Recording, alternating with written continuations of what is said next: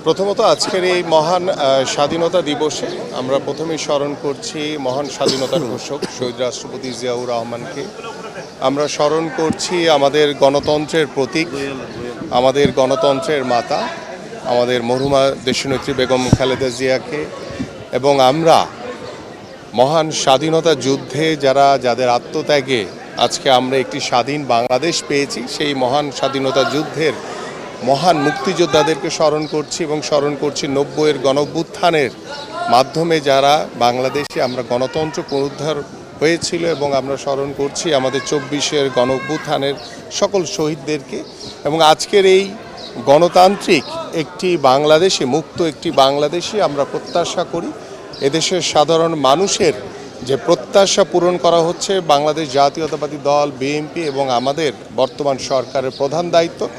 এবং আমাদের মাননীয় প্রধানমন্ত্রী ইতিমধ্যে বাংলাদেশের সাধারণ মানুষের একজন নেতা হয়ে, তিনি যেভাবে সাধারণ মানুষের একজন প্রতীক হয়ে তিনি অত্যন্ত সাধারণভাবে বাংলাদেশকে বিনির্মাণ করার মাধ্যমে তিনি যেই ইতিমধ্যে আমাদের যে প্রতিশ্রুতিগুলো দেওয়া হয়েছিল আপনারা সকলেই জানেন, আমরা 1 মাসের ভিতরে আমাদের সেই ইশতেহারের বাস্তবায়নের কার্যক্রম ইতিমধ্যে আমরা শুরু করেছি। এবং আমরা চাই যে একটি স্বচ্ছ পরিচ্ছন্ন রাজনৈতিক পরিবেশের মাধ্যমে আমাদের দীর্ঘ 17 বছর যে আমরা স্বৈরাচার ফ্যাসিবাদের বিরুদ্ধে যে আন্দোলন করেছি, আমরা একটি গণতান্ত্রিক বাংলাদেশ বিনির্মাণের মাধ্যমে আমরা একটি শান্তিপূর্ণ একটি মানবিক বাংলাদেশ গড়ে তুলতে চাই।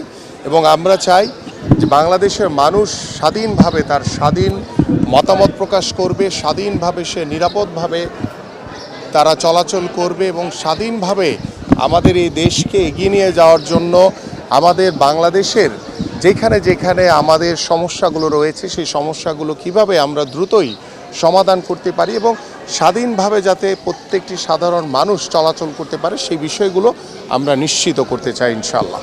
Thank you.